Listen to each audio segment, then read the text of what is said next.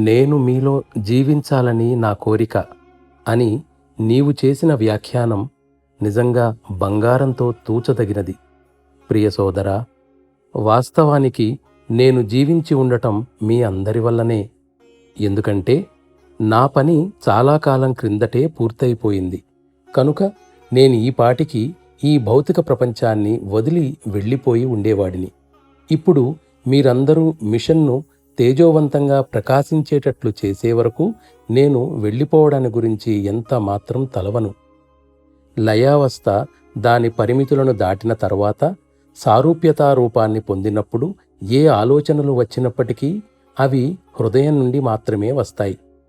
బాబూజీకి హృదయం అనేది ఏదైనా ఉందా అని ఈశ్వర సహాయ నిన్ను ప్రశ్నించటానికి బహుశా కారణం అదే అయి ఉంటుంది.